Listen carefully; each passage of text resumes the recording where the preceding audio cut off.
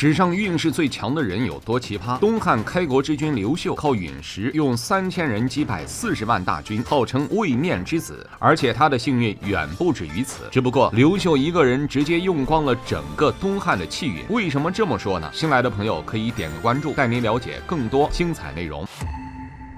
白手起家做皇帝，最著名的应该是朱元璋。毕竟从乞丐到皇帝的跨越，击败大小势力无数，最终推翻元朝，建立大明，其中的艰辛难以想象。这其实才是常态。亿万人中想要成为皇帝，哪有那么容易呢？但刘秀的出现却让人怀疑人生，称帝为何如此简单？在说刘秀之前，我们必须提到另一个人，这个人名叫王莽。王莽最初是西汉末年的一位权臣，把持朝政多年，连皇帝都成了他的傀儡。后来王莽做逆了权臣，直接废掉皇帝，篡夺了西汉江山，史称新朝。说起来也很有意思，汉朝是历史上皇帝最多的王朝之一，有28位皇帝，而东西汉之间的新朝又是历史上皇帝最少的王朝，只有王莽1位皇帝。不过虽然短命，但王莽依然在历史上留下浓墨重彩的一笔。不少人认为他可能是穿越者。为什么这样说呢？因为王莽当政时推出了很多现代化的政策，比如他提出平等概念，推崇天赋人权，人人平等；比如他提出限田政策，将田地收归国有，然后按规定分配给百姓。国有则是将一些重点企业国有化，禁止私人贩卖运营。再比如建立国有银行，推进货币改革，为百姓提供货款等等。这些政策让人怀疑他是从21世纪穿越回去的现代人。只可惜这些政策虽然非常高明，但却不符合当时的社会基础，在利益集团的阻挠下，这些政策基本没有落实。这样不但穷人没有得到实惠，还激起了贵族的逆反心理。王莽篡汉本就德国不正，加上他一系列的改革政策，使得各地都出现了大规模谋反事件。而在这些谋反者中，就有身负汉室血脉的位面之子刘秀。刘秀发迹之初只是一个偏将，在昆阳驻扎，每天得过且过，并没有恢复汉室的雄心。然而王莽听说这支叛军之后，却派遣40万大军来征讨。刘秀所在的昆阳只有1万军队，根本无法抵抗。然而就在两军相逢的前夜，突然有流星笔直砸向王莽大军的军营，小行星撞击的力量极为恐怖，天崩地裂，日月无光。40万大军死的死，逃的逃，仅剩的士兵也只能趴在地上瑟瑟发抖。而刘秀则趁此机会带领3000勇士直冲敌营，